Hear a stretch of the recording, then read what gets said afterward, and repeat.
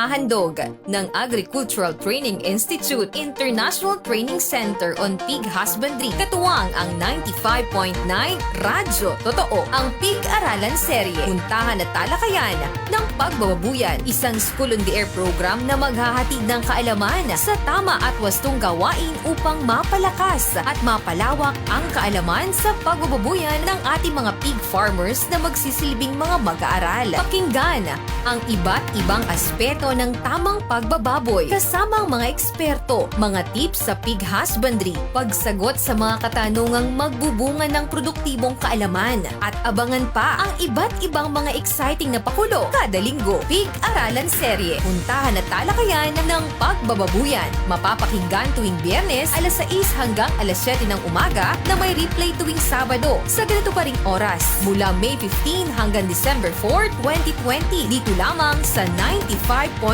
Radyo Totoo sa Batangas. Lakas ng katotohanan.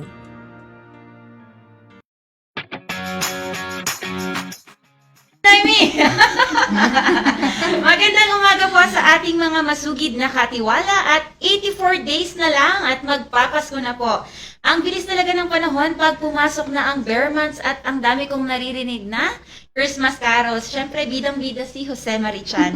Aya't bangon na po, mag-inat-inat at humigop ng masarap na kape. Siyempre po, kasabay ng ating pagre-relax ay sabayan na rin nating mapapakinggan ang Radyo Eskwela at kasama niyo po muli kaming inyong mga ate sa umaga. Ate Noemi, Ate Carol, kamusta po kayo? Malamig na umaga mga katiwala, hindi nga talaga mapipigilan ang pagdating ng Kapaskuhan. Maraming salamat po sa inyong pagsama sa amin tuwing Biyernes at Sabado ng umaga. Habang kami nagkuhuntahan dito sa estasyon, hayaan niyo pong sabayan namin kayo sa inyong pag-almusal. Ikaw, Ate Noemi, nag-almusal ka na ba? Hindi pa, ate. Maya-maya naman. Ay, natutuwa naman ako kasi andito ngayon si Ate Carol. Welcome back dito sa harap ng camera, Ate Carol. So yan, magandang morning po sa ating lahat. Ate Carol, Ate Kim, at sa inyong mga katiwala na lagi nakatutok at ni minsan hindi naglipat. Mapapakinggan lamang ang inyong mga ate sa umaga kasama ang ating guest speaker. Salamat po sa inyong pagsama. Sana po ay huwag kayong magsasawa sa amin. At huwag po natin kalimutan na every gising is a Blessing! Kaya't ngayong umaga makiisa at makitalakay sa ating programa pinagamagatang Pig-Aralan Serye, puntahan at talakayan sa pagbababuyan. Live po ang ating untahan as usual at sa ating pong mga katiwala na nakatutok sa kani-kanilang mga radyo, iparating niyo po sa amin ang inyong mga katanungan, suhestyon at reaksyon. You may share your thoughts din po sa ating text line 0928-5080-379. Inuulit ko po, 0928-5080-379. Kaya text na po. Halina at maging parte ng ating talakayan at gawin nating sulit, siksik, liglig at umaapaw sa bagong kaalaman ng ating umaga. Ate Carol, tungkol pa saan ang ating pag-uusapan ngayong umaga at sino ang ating makakasamang speaker? Noong nakaraang Biyernes ay nakasama natin si Doc Jing Andaya na kung saan ay tinalakay niya ang tungkol sa sakit ng ating mga alagang baboy. Talaga namang lahat ng impormasyon na dapat mong malaman ay inilahad sa atin ni Doc Jing. Ika nga, may bit-bit na, may kilik ka pa. At ngayong umaga po ay makakasama natin ang pinaka-energetic na Assistant Center Director ng ITCPH. Siya rin po ang Chief ng Planning Section, walang iba kundi si Doc Edith E. Kabilitasan. Doc Edith, magandang umaga at kamusta ang inyong gising? Puyat po ba ulit? Baby Leah, good morning. Yes, puyat na puyat. Back to motherhood talaga. So maraming salamat Ate Carol. Umagang kay ganda rin sa naggagandahang mga Ate Kim and Ate Noemi. So it feels good to be back in this kind of platform. Ika nga, kung merong isang bagay na masarap balikan, yun ay ang makatulong sa kapwa sa paraang alam mo. Maraming salamat sa pagpapaunlak muli sa akin dito sa programang ito. Isang oras pong ating pagsasaluhan at gaya ko, sana po excited rin kayong matuto. Ika nga, isang learning journey ulit po ito.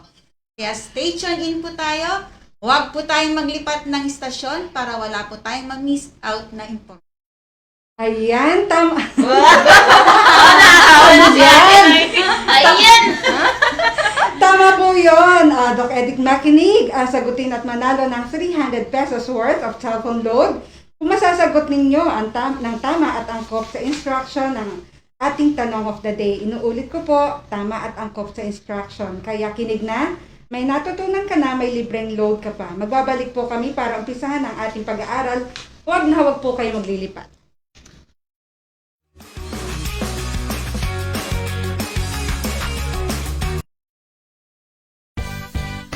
Hoy! May bagong paraan para hit-stress ng baboy ay labanan. Sa kainan, gaganahan, magiging mabilis ang bentahan. Sa Pigrolac Premium, with advanced cooling system. Lamang ang malaman, mas lamang ka sa malaman. Pigrolac Premium. Sa Pigrolac Premium, baboy ay bawas init sa katawan. Ito'y may ACS at sinamahan pa ng Pigro Builders. Pigro Builders. Sa Pigrolac Premium, baboy ay ganado sa kainan. Mag-best ever Pigrolac para mas lamang ka sa malaman. Pigrolac Premium. Best ever Pigrolac Premium with advanced cooling system. Lamang ka sa malaman. Boss, isang ang sinigang na baboy. Baboy daw. At isang adobong baboy. Hala siya. Dagdagan mo pa ng crispy pata. Sure po kayo? Huwag kayong mag-alala. Safe kumain ng baboy. Ayon yan sa Department of Agriculture. Dahil safe kumain ng baboy, humayo kayo at magpakabusog.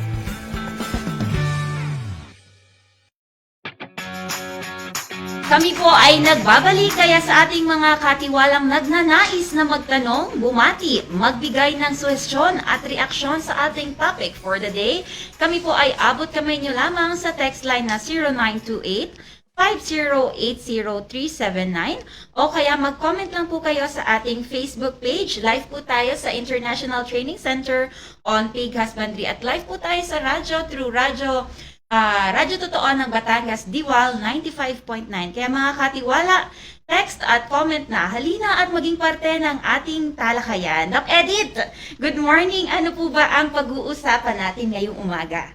Yes, Ate Kim. So, napaka-importante ding isang topic ang pag-usapan natin ngayong umagang ito dahil probably, siguro refresher course po sa inyong ito, no? But we're going to talk about breeds of pigs, ang mga iba't ibang lahi ng mga alagaing nating mga baboy. So, makikita po natin dito yung iba't ibang lahi, ano ba yung traits and characteristics nila. Kasi whenever you start kasi yung pag-aalaga ng baboy, kailangan syempre malaman mo kung anong lahi dapat ang inyong umpisahan, no? Importante 'yon dahil para sabi mo ano bang lahi ang gusto kong gamitin para ako ay mag-alaga ng patabain? Ano ba yung lahing alagaan ko para mag-produce ako ng breeders, mga ganyan. So, it's really very important na malaman natin kung iba-ibang lahi ng mga baboy na meron tayo. Dito sa Pinas, syempre. So, yun po yung pag-usapan natin yung umagang ito. And, of course, to start with, marami tayong mga lahi na meron dito sa Pilipinas. Okay? So, syempre, very common dyan. Ay, sinasabi nga natin na yung taglay ng genetics is almost about approximately 30% na yung taglay niya, no? And then, yung kanyang, the environment na kinalakhan nitong baboy mo na ito is about almost 70%. So, kung ano yung genetic part niya plus the environment will be the performance ng inyong baboy. Okay, so, but that's just an approximate. No? So, depende sa sinasabi nating mga heritability, percentage of heritability, which would be a different lecture ulit kung pag-uusapan natin. So, mas malaki pala din yung sa environment. Yes, but 30% is already genetic. Yes. So, you start really with the good genetics para maganda yung mapuproduce nating baboy. Okay, so, to start with, we have basically about 5 na mga, almost 5, more or less 5 na very Nalahi, Doc, dito yes, sa Pilipinas. Sa Philippines. Na very, popular. Na talagang ginagamit natin. Okay? So, when we talk of breeds kasi, pag sinasabi mong breed, ito ay yung isang grupo ng hayop o animals na may taglay na katangian. At itong mga katangian na ito ay pinapasan nila from generation to generation. So, that's what we call breed. Okay? Now, meron sinasabi kasing hybrid. Di ba naman yun? Okay, so, hybrid. May mga nagtatanong kasi Yeah. yung breed ba na hybrid breed siya? Ang hybrid naman ay ito ang resulta to ng kombinasyon ng mga nagagandahang traits from each breed. Okay? Ayun, Sa pinag-combine pagpalagay na natin ay mataas ang litter size na itong ano na to, breed na to. That's a very good trait, right? Ihalo ko nga sa good mothering ability nito. Parang ganon. So, it is a result of the combination of the good traits from each breed. Okay? So, yun ang tinatawag natin. Ang tawag natin synthetic breed. So, synthetic, it's not really artificial. Tawag mo na, synthetic, no? So, we call them hybrid. Okay? So, it's the result. So, ang breed naman, it's more like mga pure breeds natin. No? Yun. So, we can start with saying that one of the famous or popular breed that we have in the Philippines is the Duroc. So, Duroc, alam mo sa Batangas, Durocs yan, plural. Meron ba kayong Durocs dyan? Yan. So, kailangan sagutin mo agad-agad yun. Sumusundrok Yan. siya. Yes. Durocs. So, Duroc is commonly the color of which is yung kanyang original color talaga is cherry red. Cherry red. Dumating sa Pilipinas, naging brown. Di maalikabok siguro sa Pilipinas. Sa mainit. Yes. Kaya na Cherry naging red pala brown. siya, Doc. Yes. Kasi Saan galing siya? black and brown. It's from the US. Okay. Okay. That's the New York. Cherry red pala yun. But pagdating Mamula-mula sa nga. Pilipinas, naging brown. We have dark brown, we Magabok have nga coffee siguro. brown. Brown siya. Okay, what is good with Duroc is, one is it's fast grower siya. Okay? And it has very good body conformity. Sabi nga, ito yung lahi na pwedeng ipasabak mo sa lahat ng environment. Rugged condition. Talagang very robust talaga ang Duroc. Probably the only thing here is sa ating mga end users kasi, ang tinitingnan nila minsan yung kulay. Kasi syempre, pag kinatay mo na yan, commonly, the skin is parang reddish. Diba? Kasi brown yung kasi niya, yung hair niya, So, So, yung sometimes, mate niya, Doc, yes, so rin medyo, siya? yung kanyang skin ay medyo mapula. Eh, ang gusto minsan ng ating mga end users ay maputi. Mahilig sa mga maputi, di ba? But that's the only thing, no? But with the color of the karne, maganda talaga siya. Pinkish. So, yun ang kagandahan ng Duroc. Now, yun ang kagandahan ng Duroc. So, Duroc is considered as a boar line. So, when you say boar line, ito ay isang lahi na commonly used for the production of karne. Meat production. So, boar line, tawag mo dyan. So, commonly ginagamit naman talagang for Barako side, no? Pwede mo din siyang gamitin inahin, but meron kasing isang negative trait ang Duroc. May pagka-agresibo. Matapang siya. Tapang Ako, siya. atapang, atao. Yes. Sabi ng Duroc. So, yung mothering ability niyang medyo tagilid doon, no? But that you can also hear a Duroc with crossing it with a Duroc sow. Female na Duroc. Okay, so that's Duroc. Yung next ay yung large white, no? So large white is also a very popular breed that we have here in the Philippines. So kung ang Duroc ay boar line, ang large white naman ay sinasabi nating sow line. Why it's sow line? Because yung kanyang fertility traits naman ang tinitingnan mo, yung reproductive traits niya. Again, large white is of course white in color. Kaya siya large white. Okay. Kasi may large black din eh. There is such a large black, no? Pero bihira ko marinig, Doc, yung large black. Large black is commonly, we have it. Meron ba dito sa Yes. Pinas na Oo, large meron black? silang nakuha but they cross it with native. Oo, so I think it's in the northern Luzon, meron nakakuha ng large black. So large white is, again, yung kanyang tenga is one thing that you have to, na i-check nyo. Kasi yung tenga niya maliit yan pero erect, no? Standing and erect. And then, ang kulay syempre ay white. Okay? And then yung mukha niya, para siya nakasimangot lagi. No? It's quite wide and then disc shape Para siyang nakasimangot yung snout niya. So, that's the large white. Okay? And it has very good body conformation. And what makes her as a good mother is because very prolific, madami siyang mga anak. Okay, so when you dami, it's more than 10. Yan. So, sabihin mo, average 10. Okay, then, excellent milker. That makes her, kung baga, mas mataas ang kanyang pagiging, yung sa reproductive traits niya. Kasi magaling siyang magpagatas. Okay, so, that's what is good with large white. Kaya karaniwan large white ang Yeah, farmers. ginagawang yes, inahin. Inahin, Yes, oo. inahin. Yeah, large white.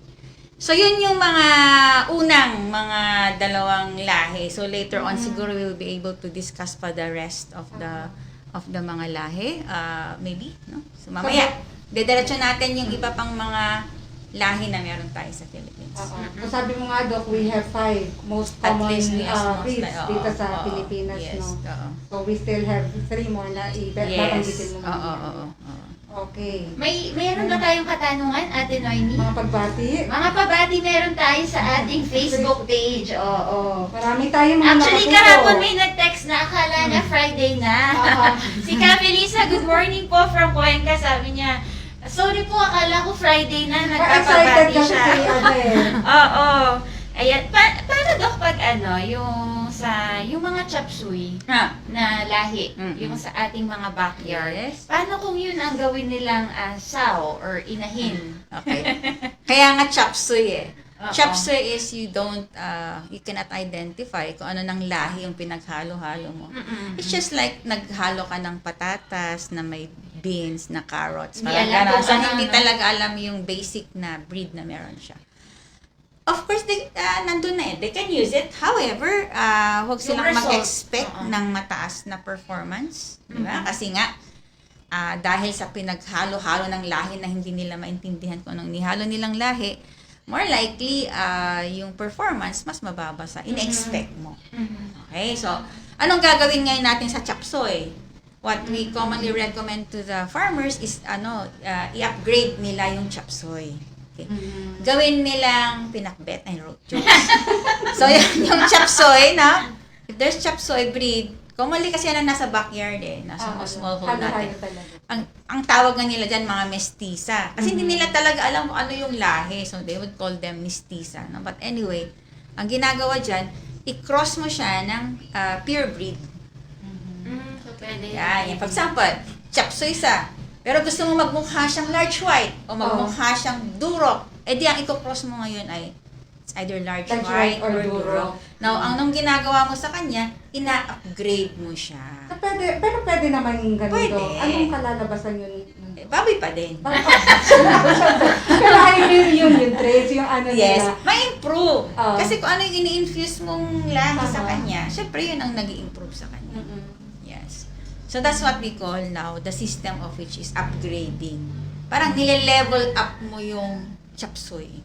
Pero, Para magmumukha talaga siyang baboy. Parang ganun, no? So you have to level it up. so kung parehong chop suey, Dok, Poor performance. mga ilan ang anakan natin pag ganun? Ilan ang mga Hindi liter mo, size nila? liter size kasi is medyo broad yun, maraming maraming factors talaga niya. No, but anyway, we would say na syempre, it can be about average of 8.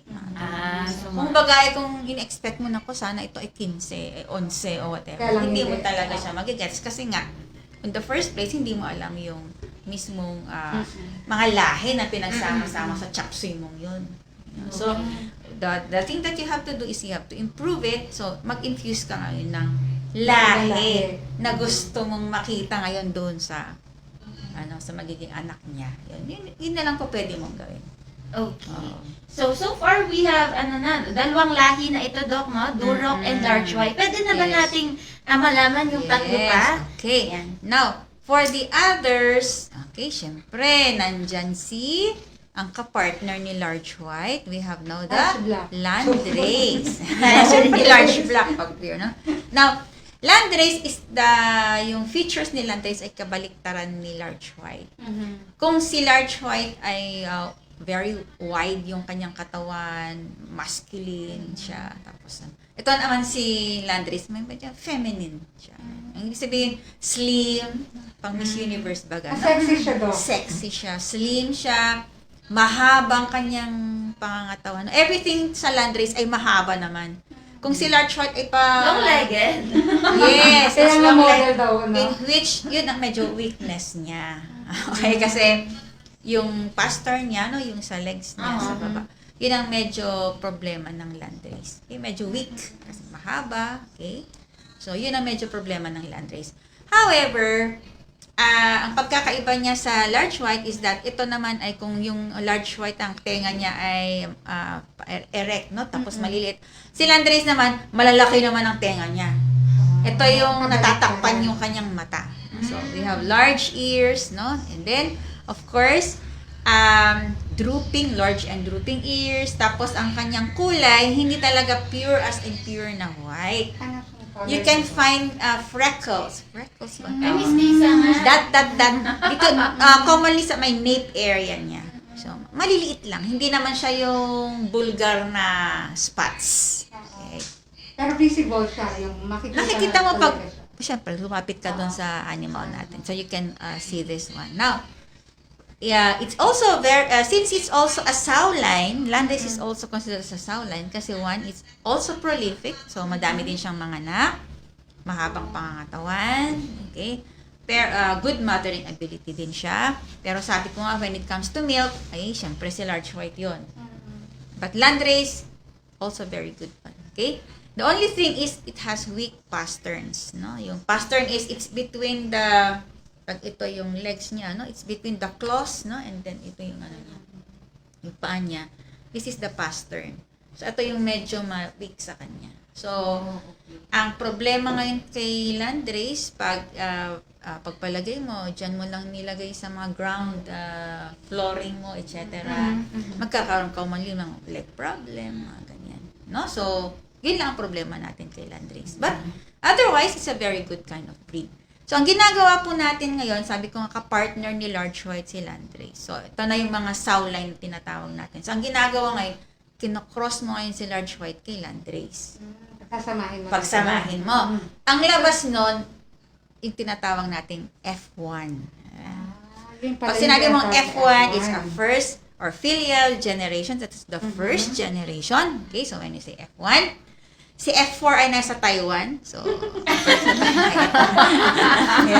Dami siya. yes.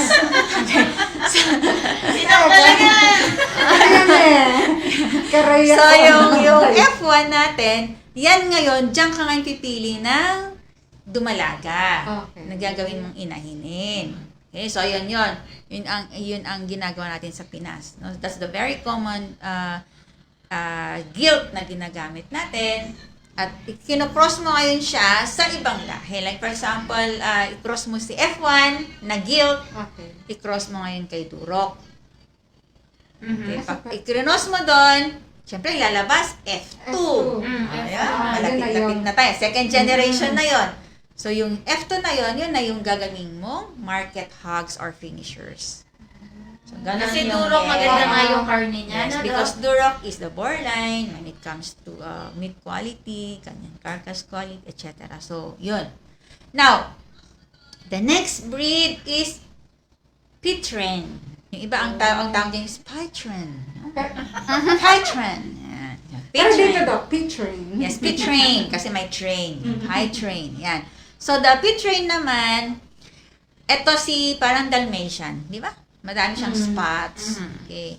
Ears are erect, then it's spotted. Ito ang kagandahan talaga sa kanya, muscled talaga siya. When it comes to lean meat, karne, nasa kanya lahat. Nasa shoulders niya, nasa hump area niya. So, Okay. it's really, very good. Siyempre, muscled siya no? So, when it comes to meat, ang ganda niyan. Ang problema, dahil sa kadamihan ng muscles niya, prone to stress.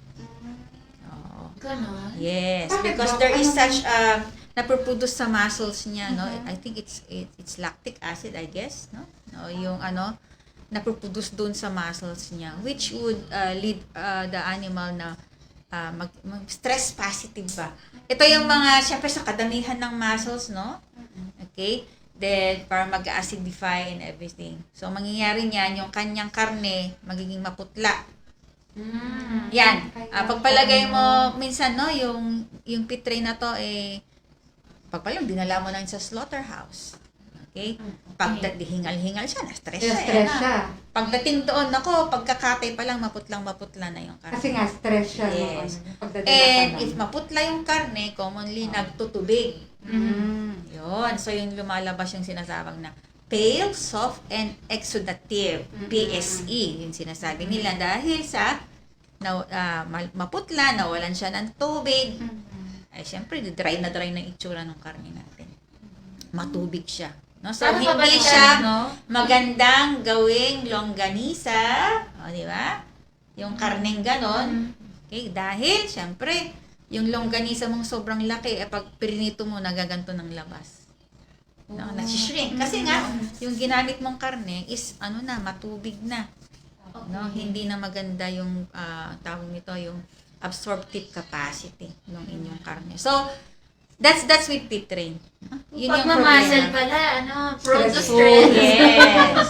Wow. Kabaliktaran sa baboy, no? Okay. Pagmamasal, So, prone to stress. So, Since pit sabi tray. nga natin, fight train, it's very good, muscle part. Anong gagawin ngayon natin? Alangan namang sabihin natin, huwag na natin gawin. Meron kang advantage sa kanya, yung muscles niya. So, ang ginagawa niyan, kinocross ngayon sa isang lahi na makapag-improve sa kanya. So, ang ginagawa natin, you can cross pit train with Duroc. So, di ba, manarinig yung mga Duroc pit train, pit train, yan. Or you can cross it with large white. Okay, so, you can cross it with large white, no? But based on our experience, hindi namin siya i-cross sa landrace. Bakit po? Kasi di ba sabi natin may problema din si landrace. Kasi yung Pastors, ano niya. i-cross mo itong si positive na stress. Ay, ang itsura ng mga baboy mo ay hindi mo naman din maintindihan. So, hindi na maganda to kang Hindi siya, so far sa experience natin, pero nagawa na rin natin yun, di ba? na-try natin once. Noon, no? Nag-try na i-cross ang landrace sa pit train, but it didn't have a good result. Okay? Ang maganda dyan yung talagang Duroc pit train, in which Duroc pit train, pag krinos mo siya, pwedeng kumuha ka dun ng bulugan. Gagawin mong bulugan. Duroc pit train. Okay? Pwede rin pit train large white.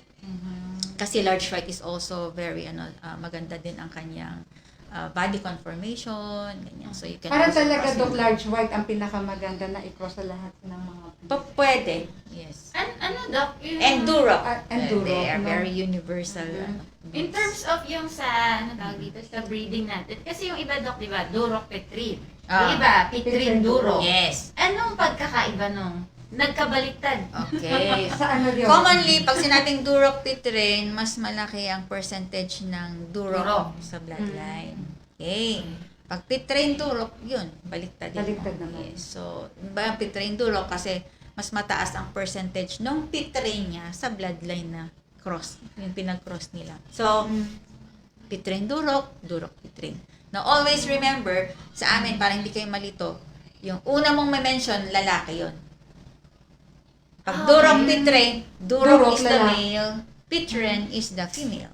Pag sinabi mong pit train Duroc, pit train is the male, Duroc is the Ganun female. pala yun. So, Doc, yung mauunang pangalan, parang siya yung Commonly, dominant. Yes, siya yung lalaki. Ginawa mong lalaki. Oo, yun ang And pag sabi nga natin, commonly when we say borderline, when it comes to carcass quality, meat quality, growth, nakukuha mo kasi yan sa, commonly sa lalaki. When it comes to fertility, etc., commonly it's from the female line. So, kaya nga may borderline, may sow line. Yan. So, even in a pure breed, landrace, hindi lahat ng landrace ay, hindi mo sasabing lahat ay sow line. Meron ding borderline na landrace, may borderline din na large white, ganon.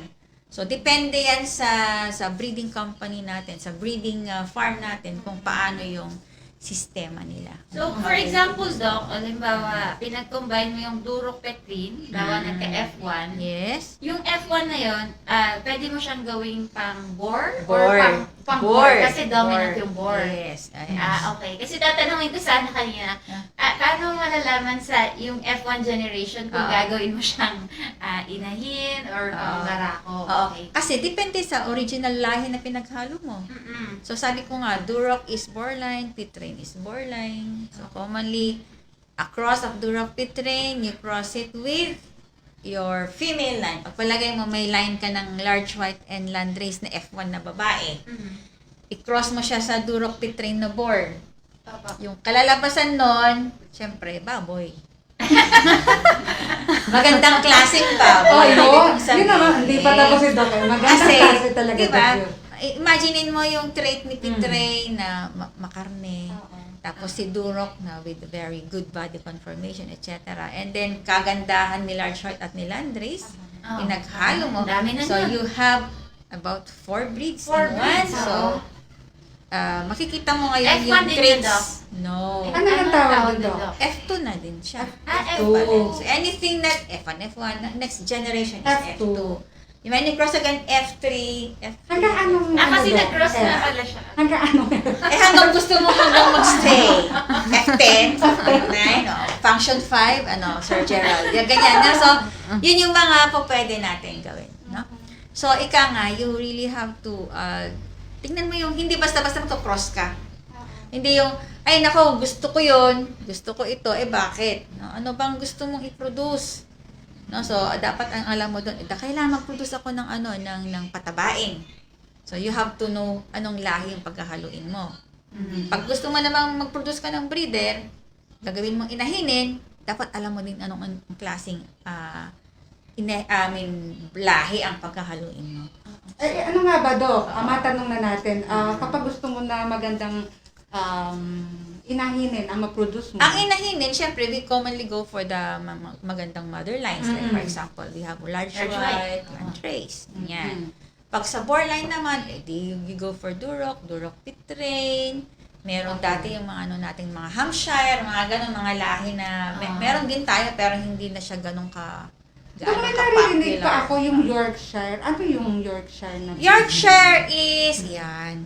Ang Yorkshire kasi, commonly, that's what how they call it in the UK, in England. More likely para siyang large white. Pero meron din tayo dito. Meron din. May mga nag-aalaga din breeder farms natin ng Yorkshire. Ang Yorkshire ay white din in color. It's also very, malapad ang katawan din niya. Ang mukha niya mas malapad sa large white. Tapos mas pasok yung niya, yung para bang simangot ang itsura na. Parang ako lang do. Yes. Okay, ayos yun, Carol. And then, of course, ano pa yung niya? Medyo curly yung niya, yung kanyang, yung hair niya. Yes. Balahibo. Balahibo. Parang, tama ba? Balahibo ba? Medyo siya. Yun. Ang paan niya medyo mas malalaki. So, noon kasi nalilito din ako nung Yorkshire, large white, parehas lang yan. Parang ganun. But there's pala a distinct difference between the two. But when you look at them, halos magkaparehas. So, maybe within the strain, within the line, within the family. Parang ganun. So, yun yung Yorkshire. Wait lang, Doc. May Yes. may ililinawin pa ako dito Yes, sa sure. Para din dun sa mga hindi pa familiar sa breeding. For example, yung kanina, Duroc Petrine. So, dominant yung male. So, maganda siyang gawing barako. Yes. Ano yung gagawin dun sa babae? Pwede din Hindi, siyang gawin. hindi. Ibenta mo na. Hindi siya recommended gawing inahin. Ako, hindi ko siya recommended na gawing inahin. Because commonly, ito yung sinasabi natin, if you want to improve, if you want to improve on the carcass quality, commonly, parang, inversely proportional. Hindi sila magkatugma.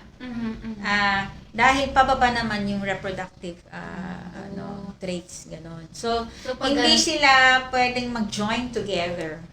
So, if you want to improve on the reproductive traits, kailangan yung meat quality or etc.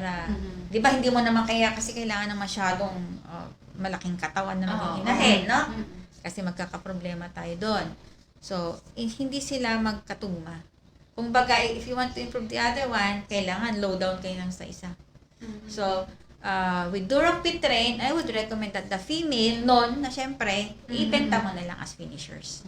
As finishers. As finishers. So, Yes. kung baliktad, kung female ang gusto mo, Pitrin Pitrin Duro, Duro. pwedeng ganun doon. Oo, Pit Train Duroc. Ah, But okay. you still bent as finishers. No, you don't use them now as your gawing inahinin. Inahinin. Yun ang ibig kong So, sabihin. dapat pala maraming male. Pero I female don't, style. hindi ko naman, lalo na sa mga smallhold farmers natin. Kasi, sabi ko, F1, mga ganyan-ganyan. No, siyempre, sa kanila, basta they can produce something. No? Pero, dapat ang natin is mag-recommend tayo na, okay din po yan, pero mas maganda kung ito yung gagamitin nating lahi.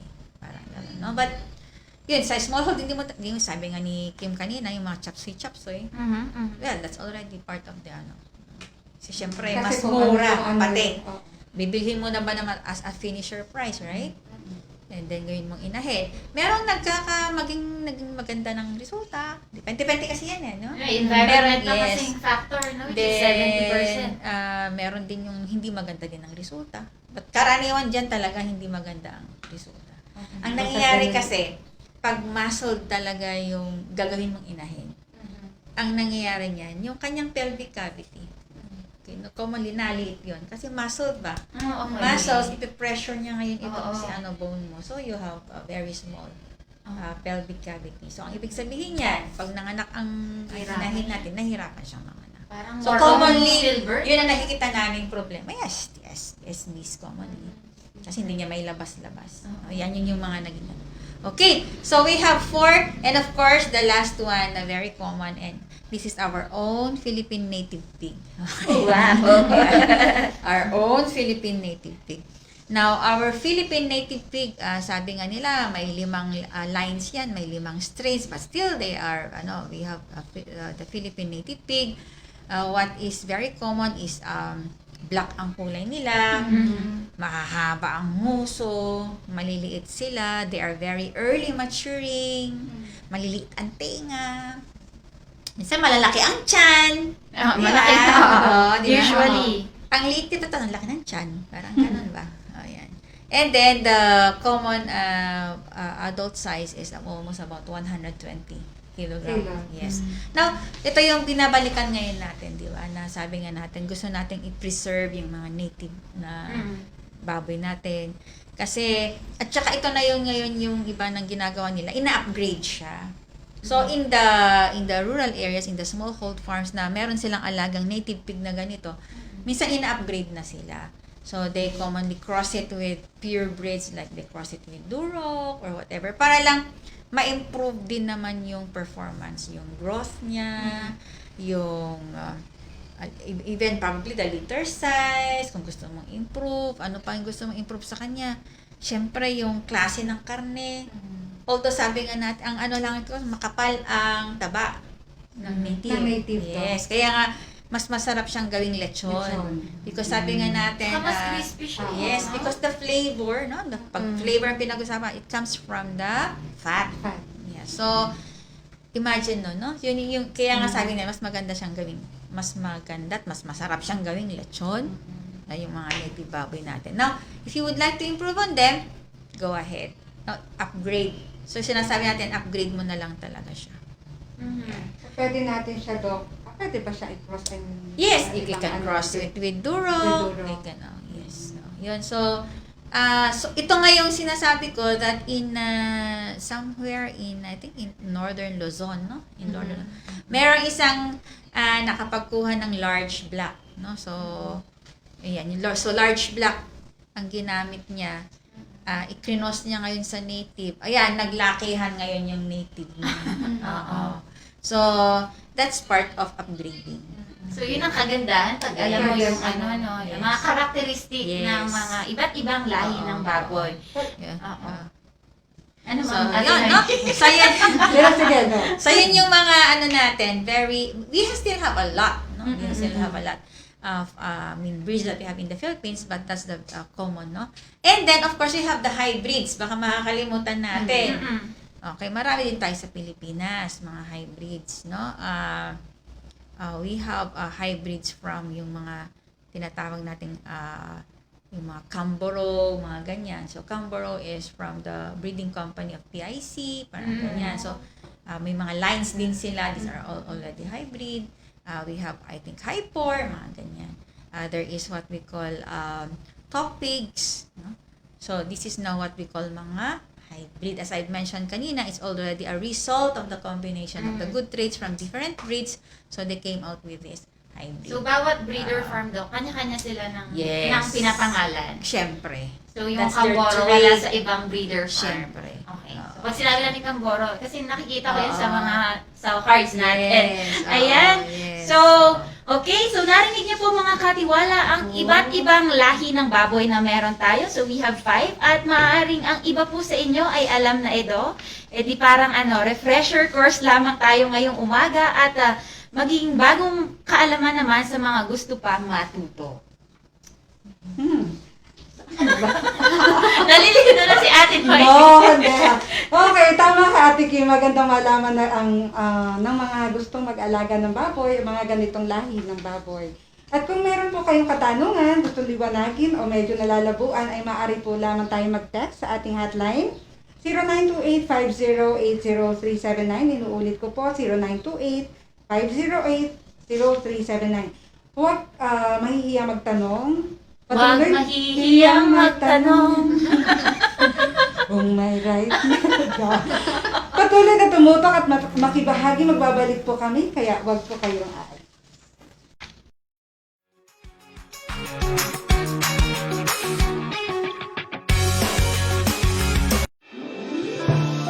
Huwag mong bilugin ang ulo ko. Totoo sinasabi ko. Ang pinakaabot kayang Pigrolac, binili ko na. Patunayan mo. Ito, Pigrolac Vital at may sukli pa. Walang bola. May balance nutrition at Pigro Builders para alaga natin extra malaman at may dagdag bigat sa abot kayang halaga. Sumpa man. Bex man. Maging baboy ka man. Huwag naman.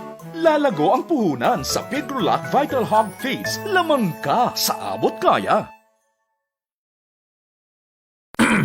Si Kuya Kim po. Pasingit lang po para sabihin na ang heat stress ay banta sa kalusugan ng baboy. Nakakawala ng gana, nakakabagal ng paglaki, nakakatagal ng bentahan. Kaya dapat mag-new best ever Pigrolac Premium with advanced cooling system. Bawas init sa katawan para laging ganahan. Plus Pigro Builders para mas malaman at malusog ang katawan. Suportado pa ng AK ng Amerika. New Pigrolac Premium with advanced cooling system. Lamang ka sa malaman. Now back to regular programming.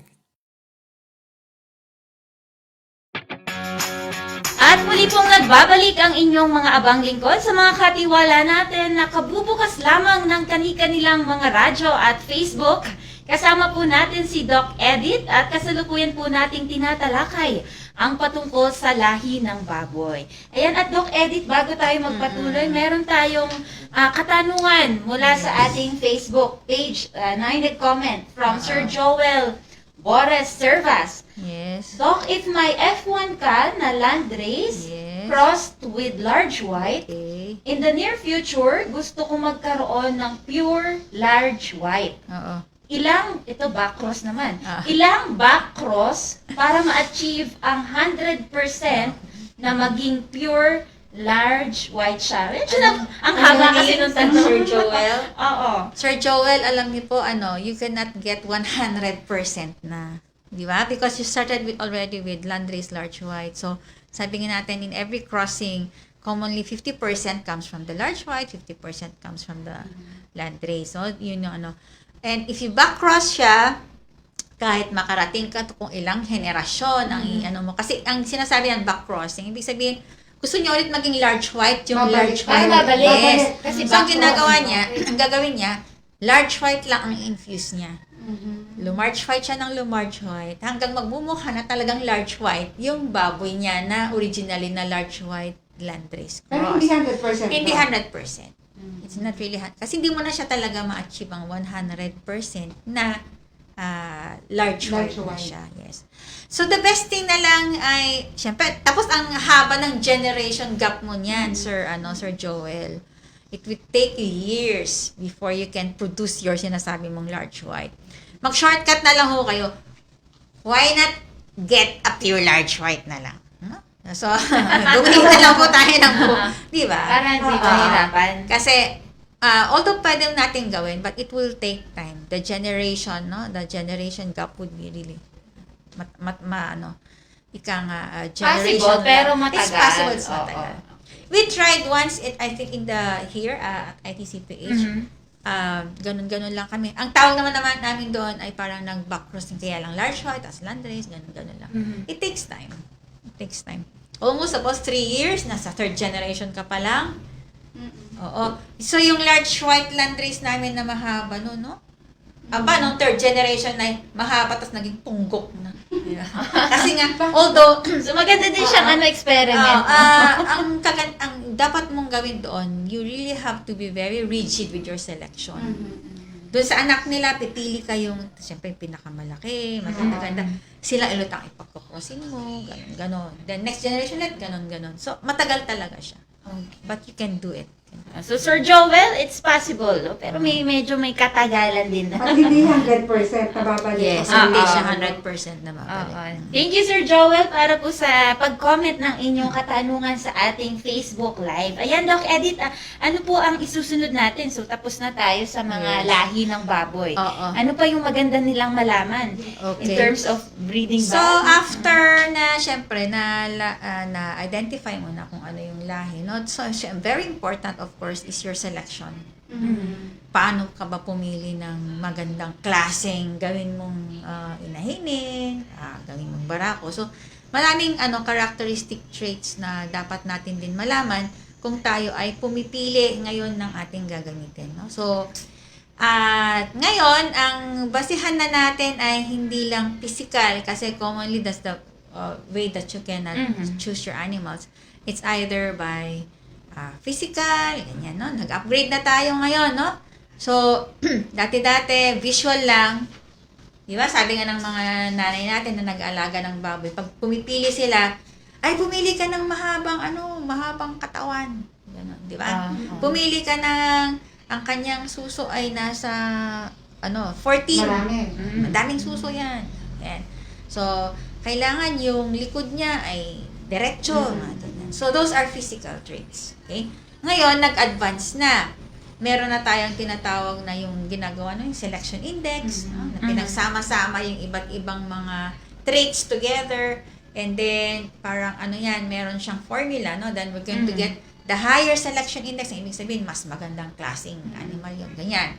And then, meron na tayong mga genomics, which is more of sa kanyang, katangian, mga DNA ng pinag-uusapan niya. So, ano yung mga tagline niyang mga genetics na talaga, in particular, probably resistance to diseases, mataas ang litter size, yung mga ganyan.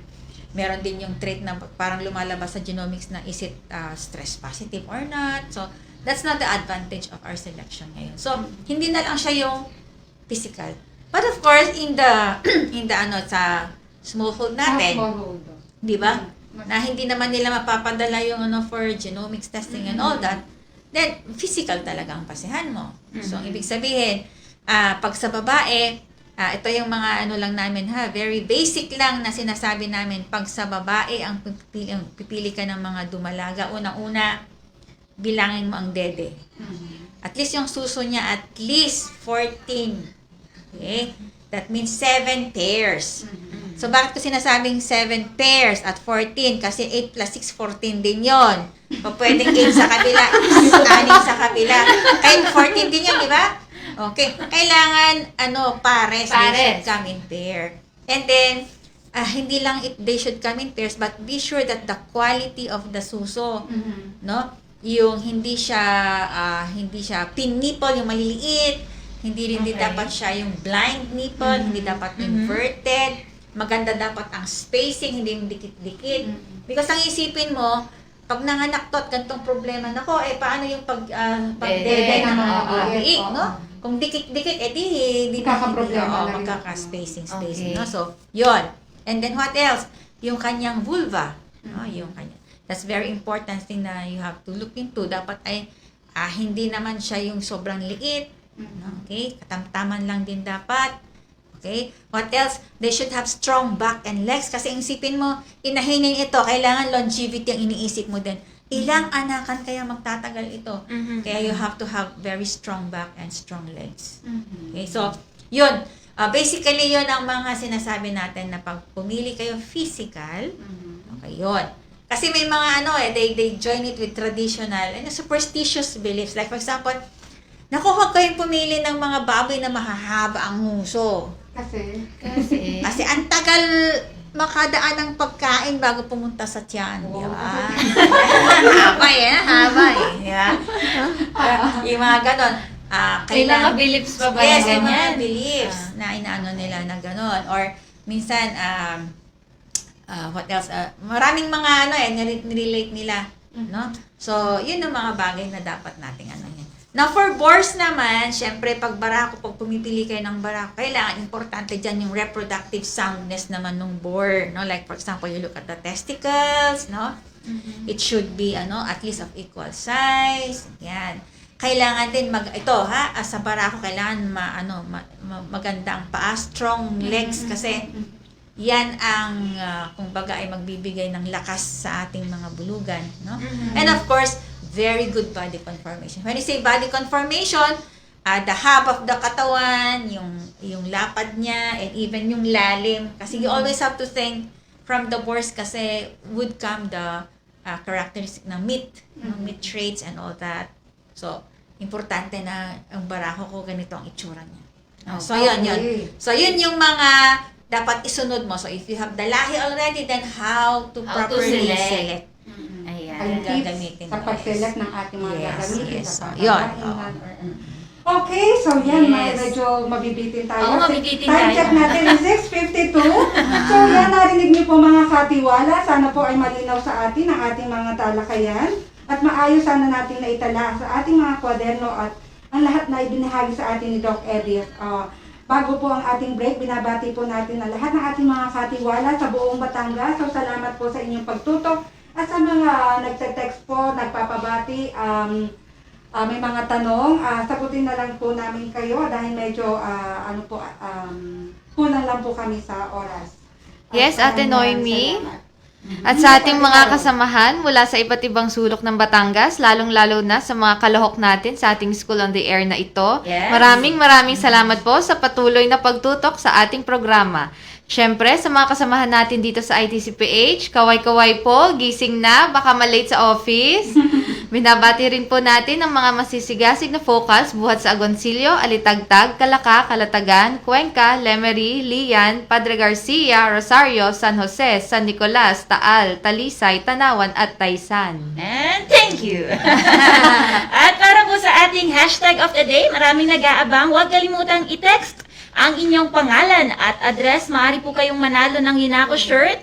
At ang mga mananalo po ay ipopost sa aming Facebook page, International Training Center on Pig Husbandry. At ang ating hashtag of the day ay i-type na, okay, hashtag International Coffee Day. Alright? Kahapon po yan. International, hashtag International Coffee Day. Hindi tayo nag-coffee. Oo, wag niyo pong gawing tubig ang kape, ha? Kaya, i-text na po, ulitin ko po, ganito po ang ating instruction, pangalan, space, address, space, hashtag of the day, at ipadala sa 0928-5080-379. Ayan, Ate Noemi, at ano po ang ating tanong of the day? After the hashtag of the day, ito naman po ang ating lagi inaabangan sa ating mga tagapakinig. Ang ating tanong of the day. So yan, makinig po. Anong lahi ng mga baboy ang pwedeng pagsamahin para makapag-produce ng mga patabain? A. Duroc Pit Train cross with large white landrace. Okay, letter B. Large white landrace. Letter C. Landrace Pit Train. Okay, text na po mga katiwala, mga tagapakinig. Ayan, at syempre habang nag-aantay tayo ng ating mga nagte-text, Ate Carol? Okay, maraming salamat Ate Noemi at Kim sa inyong katanungan. Text na mga katiwala para manalo kayo ng 300 peso worth of load. Naku, At maraming habang text hinihintay tayo ng tamang sagot, ilan pa sa mga dapat tandaan? Final reminders mula kay Doc Edith. Yes, for our final reminders po, importante po talaga ay tandaan natin yung tamang pagpili kung anong lahi ang ating aalagaan. Because sabi nga natin, it depends on our purpose to produce finishers or are we going to produce breeders. So, very important that. And of course, yung mga tamang pamamaraan ng pagpili ng gagamitin natin for the breeding. No? So, yun po. Para po ma-achieve natin yung mga end goals po natin. Ayan, ang daming Yes. ibinahagi sa atin ni Doc Edith. Meron ba tayong continuation nito, Doc Edith? Next? Or Next si week, Clara? Depende. Depende. Yes, but no problem, no? So, if we're going to have another session for this, kasi mahaba-haba actually ang breeding. Oo, Mahaba-haba. okay. So, we can have another session for At saka this. maganda nga siyang refresher talaga. Refresher course sa ating mga magbababoy. Siyempre, yung mga nag-graduate din sa atin, Yes. na kung namimiss nila yung ating mga subject. Siyempre, meron din tayong mga online courses. Pero maganda na nababalikan din talaga yung ating breeding. And dyan tayo nagsisimulang lahat. Ayan. At nag-aantay pa tayo, Ate Noemi, ng anong mananalo. ang dami, wait. Ate Karen, may gusto ka bang batiin? Ang dami nagko-comment ngayon sa ating Facebook, Facebook Live. Ang dami ngayong nagte-text at nagko-comment. Meron mga nagte-text sa akin ngayon ng ating hashtag of the day. Ayon po sa instruction, hindi po aking numero sa 0928. Kasi meron ng mga taga-subaybay sa atin na yung phone number ko, yung kanilang sinesave. So, kadalasan, kay Ate Noemi naman, yung 0928. At syempre, may nanalo na. Sino Ang daming ito? actually, ang daming nga nagte-text dito. Meron nga nag-text dito si Tesda. Si Susie watching from Marawi daw siya. Hi, Ate Susie! We miss you! Hi, Shushi! Ayan, at eto na ang hinihintay ng lahat. Ang tamang sagot ay letter A.